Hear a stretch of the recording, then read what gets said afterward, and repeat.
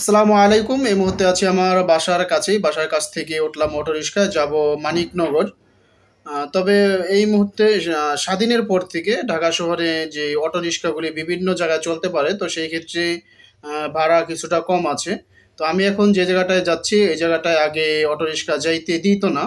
আটকে দিত। শুধু পায়ের রিক্সা যাইত। তো সেই ক্ষেত্রে আমার ভাড়া দিতে হতো প্রায় ৳১৮০। তো এখন যেহেতু অটোরিকশাগুলি বিভিন্ন জায়গায় যাইতে পারে, তো সেই ক্ষেত্রে অটোরিকশায় আমি উঠলাম এবং ভাড়া দিলাম মাত্র ৳১২০। ৳১২০ দিব, এখনো দেই নাই। তবে এই মুহূর্তে আছি লালবাগ যে মদিনা হোটেল, ওটা পার হয়ে আসলাম। এক ভাই কারেন্টের কাজ করতেছে, বৃষ্টি পড়তেছে হালকা।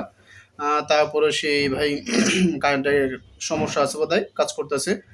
এই জায়গাটি যারা লালবাগে থাকেন অবশ্য যারা চিনবেন, ফেরদৌসি মসজিদ যেটাকে বলে, সেই মসজিদ পার হয়ে আমি যাচ্ছি লালবাগ চৌরাস্তার দিকে।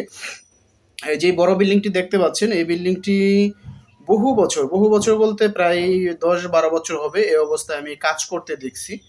কিন্তু এখনো এটার কাজ সমাপ্ত হইছে না। এখন হয়তোবা দেশ স্বাধীন হওয়ার পরে হয়তোবা কিছু সমাপ্ত হইতে পারে। কারণ এটা অনেক বছর আগের কাজ, থেমে আছে। যেকোনো একটা রাজনৈতিক ঝামেলা থাকতে পারে। এই যে যেই সাপোর্টের যে টিনগুলো ছিল, এগুলো পুরো ঝাঁঝরা হয়ে গেছে। তো আমরা আইসা পড়ছি প্রায় লালবাগ যে ঘোড়া শরীফ মাজার বলে, এটা হচ্ছে সেই ঘোড়া শরীফ মাজার। ওই ডাইন দিকে হচ্ছে আপনার ঢাকা লালবাগ ইবনে সিনা। তো আমরা বাম দিকে এসে বললাম এটি হচ্ছে কেএফসি এবং মিনা বাজার। এর রাস্তা দিয়ে আমাদের যেতে হবে। এই মুহূর্তে আছি হচ্ছে আমরা আজিমপুর এতিমখানা যেটাকে বলে, সেই এতিমখানার রোডেই আছি। এই হচ্ছে আজিমপুর এতিমখানা। আমরা এতিমখানার থেকে ডাইনে চলে যাব। বামে যেই রোডটি দেখতে পাচ্ছেন, এটি হচ্ছে ঢাকা নিউ মার্কেটের যেই রোডটা, সেই রোডটা। আমরা ডাইনে চলে আসলাম। এই মুহূর্তে যে রোডটা দেখতে পাচ্ছেন, এটি ডাইনে যা হচ্ছে ঢাকাশরী, যে কেন্দ্রীয় যে মন্দির আছে ঢাকাশরী যেই মন্দির, ও ডাইন দিকে সেই মন্দির। আমরা ডাইনে যাব না, আমরা যাব বামে। বামে হচ্ছে পলাশী। এই পলাশীতে হচ্ছে এটি আমার আম্মুর এলাকা বলা চলে। কারণ পলাশী যে বড় মসজিদটি আছে, সেই মসজিদে আমার নানা বিগত সেই যুদ্ধের আগ থেকে এই জায়গায় চাকরি করত। যে পলাশী যে বড় মসজিদ, এই মসজিদের মিনার দেখতে পাচ্ছেন। এই মসজিদে এবং আমার মামা, খালা এবং আমার আম্মু এই জায়গায় বড় হয়েছে এবং এই মসজিদে চাকরি করতো আমার নানা সেই যুদ্ধের আগের থেকে।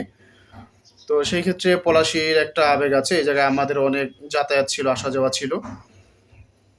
এই হচ্ছে পলাশীর স্কুল। এই জায়গাতে এবং এই পলাশী যে যুদ্ধ বলা চলে, এটি হচ্ছে পলাশীর যে ফায়ার সার্ভিস, এই জায়গার থেকে ফায়ারের যেই, এটি হচ্ছে প্রকৌশলী বিশ্ববিদ্যালয়, সেই বুয়েট যে জায়গায় আব্রাহাম জেকে যে পিটিয়ে মারা হয়েছিল, সেটা ওই ডাইন দিকের বিল্ডিং। এটা হচ্ছে পলাশী বাজার। এই হচ্ছে পলাশী চৌরাস্তা।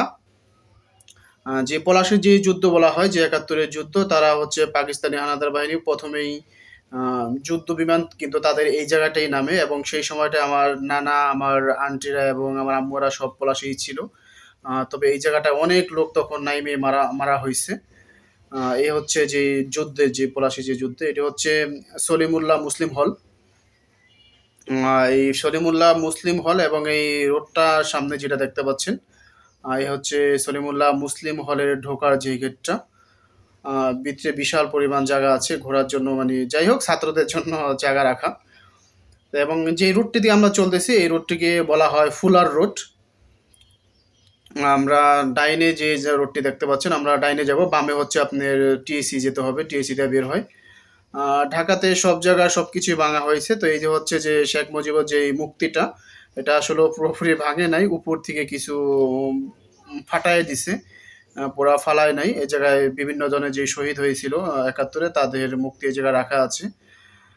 এই হচ্ছে এখন আমরা যেদিকে যাচ্ছি, এর বাম পাশে যে এরিয়াটা দেখতে পাচ্ছেন, এটা হচ্ছে জগন্নাথ বিশ্ববিদ্যালয়ের যেই এরিয়াটা। এই হচ্ছে জগন্নাথ বিশ্ববিদ্যালয়ের যে গেট এটা, এবং এই পুরাটাই জগন্নাথ বিশ্ববিদ্যালয়ের আন্ডারেই। জগন্নাথ বিশ্ববিদ্যালয়ের সরি হল যেটা, এই হলের এটা। আর বিশেষভাবে এই ৫ই আগস্টের পরে যে স্বাধীনতা আসছে, সেই স্বাধীনতার পর থেকে যে ঢাকাতে বিভিন্ন জায়গায় যে ওয়ালগুলি আছে, ওয়ালগুলি তারা খুব সুন্দরভাবে আর্ট করে রাখছে, যার যেভাবে মনে চাইছে।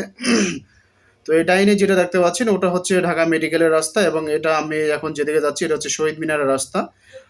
এই হচ্ছে শহীদ মিনার। বিভিন্ন এই শহীদ মিনারেই খুব হামলা চলছে, যে 5ই আগস্টে ছিল, সেই আগস্টের জুলাইতে প্রতিদিনই এই জায়গায় হামলা মামলা চলতোই, লোকজন মারা যাইতই। তো এই পুলিশগুলি খুব, এই যে পুলিশের গাড়ি যাচ্ছে, আসলে এদেরকে দেখলে এখন ঘৃণা করে এবং সাধারণ জনগণ অনেক ক্ষিপ্ত। এই হচ্ছে শহীদ মিনারের চারপাশ ঘুরে আমরা যাচ্ছি। তবে পুলিশের যে অপশনটা, সাধারণ জনগণ পুলিশের উপর যে খাইজটা মিটিয়ে ফেলাইছে, কিন্তু বাংলাদেশে number one criminal, number one খুনি সন্ত্রাস ছিল কিন্তু আপনার র্যাব, র্যাব, ডিজিএফআই। তো এই সংস্থাগুলি কিন্তু শীর্ষস্থানের সন্ত্রাসী ছিল, ক্রিমিনাল ছিল এবং খুনি ছিল তারা, কিন্তু তাদেরকে আজও পর্যন্ত কোনো পাবলিক কিছু বলতে পারে নাই। আমরাও কিছু বলে সুযোগ পাই নাই। এটি হচ্ছে সচিবালয়ের যে রোডটা আছে, সচিবালয় না, সামনে যে হাইকোর্টের যে রোডটা, আমরা হাইকোর্ট হয়েই যাব। হাইকোর্টের মোচড়ে আমরা আইসা পড়ছি। সরি, হাইকোর্ট না তো, এটা হচ্ছে দুয়েল চক্করের যে মোচড়টা, আমরা আসছি কেবল দুয়েল চক্করের মোচড়ে। দুয়েল চক্করের মোচড়ে আমরা সামনে ডাইনে গেলে যদি যাইতাম তাহলে সচিবালয় রোড ওই পাশে, আমরা বামে দিয়ে যাব, বামে হচ্ছে হাইকোর্টের ওদিকে যাব, হাইকোর্টের ওদিকে মোচড় দিয়ে পার হয়ে আমরা যাব। এই পাশে হচ্ছে দুয়েল চক্করের, এই পাশে হচ্ছে সোহরাওয়ার্দীর যেই বাইরের এরিয়াটা, সেই সরি সোহরাওয়ার্দী না, এটা জায়গাটার নামটা আমার সঠিক মনে নাই এই মুহূর্তে। এদিকে বিভিন্ন গাছ পাবেন আপনারা, যেগুলা যে ঢাকাতে বাসায় নিয়ে গাছগুলা ব্যবহার করে, গাছ লাগায় রাখে। এ হচ্ছে আমরা পার হয়ে হাইকোর্টে এসে পড়ছি, এই হাইকোর্টের গেট, এবং আমরা বাম দিকেই যাচ্ছি। তবে পুলিশের আর র্যাবে যে কথাটা বলতে এলাম, বাংলাদেশের যত গম আছিল, গম খুন হত্যা এগুলা কিন্তু র্যাবেরাই করতো। তো সেই ক্ষেত্রে র্যাবেরে আজও পর্যন্ত কেউই কোনো কিছু করতে পারছে না। এই হচ্ছে হাইকোর্টের যে মোচরটা বলা হয়, সেই হাইকোর্টের মোচর এটা। আর উপরে হচ্ছে মেট্রো রেলের যে রোডটি আছে, সেই মেট্রো রেলের রোড। তবে র্যাবের কথা যেটা বলবো আমরা, র্যাবকে আসলে ছাড় দেওয়া যাবে না। র্যাবের এখনো কোনো আইনের আওতায় কোনো কিছু করা হয়েছে না। বাংলাদেশের যদি একটা হচ্ছে মানুষ মেরে ফেলতো তাহলে তাদের কোনো সমস্যা হতো না, কিন্তু গুমে থাকা অবস্থায় যে কি আর্তনাদ, সেটা আমরা বর্তমানে যেই লোকগুলি বেরিয়ে আসছে তাদের মুখের বিবরণ শুনলে আসলে শরীর শিউরে ওঠে। তো সেই ক্ষেত্রে র্যাবের এখনো কোনো বিচার হয়েছে না, এবং ওই সময় র্যাবের খুব শক্ত ভূমিকা ছিল, কিন্তু স্বাধীনের আগে ওরা খুব বাজে ব্যবহার করতো। বিশেষভাবে ওই জুলাইয়ের গ্যাঞ্জামের সময় আমার প্রায় সময় মোহাম্মদপুর যাওয়া হয়তো, মোহাম্মদ বসিলা ব্রিজের এখানে র্যাবের বিশাল টহল ছিল। আমি যখনই যাইতাম আমার ফোনটা ওরা চেক না করে দিতই না, তো সেই ক্ষেত্রে আমার যে ব্যবহারের যে ফোনটা সেটা আমি নিয়ে যাইতে পারতাম না। তো যাই হোক, র্যাবের বিষয় নিয়ে পরে একটা সময় কথা বলবো। আমি প্রায় এসে পড়েছি আম, মানিকনগর। মানিকনগর বলতে আমি মানিকনগর আসছি এখন। মানিকনগর থেকে আমি যাব হচ্ছে কাকরাইল মোড়ে, আমার একটি কাজ আছে। বন্ধুর সাথে দেখা করতে আসছে এবং বন্ধুর যে কিছু কাজ আছে, তো সেই মিলে জিলে যাই হোক ঘোরাও হইলো, বন্ধুর সাথে দেখাও হইলো। তো এই মুহূর্তে আছি হচ্ছে মানিকনগরে যে পল্টনের যে মোচরটি, সেই মোচর পার হয়ে আমরা যাব হচ্ছে মানিকনগরের দিকে। আহ, আমাদের মানিকনগর গিয়ে কাজ শেষ হয়ে গেছিল।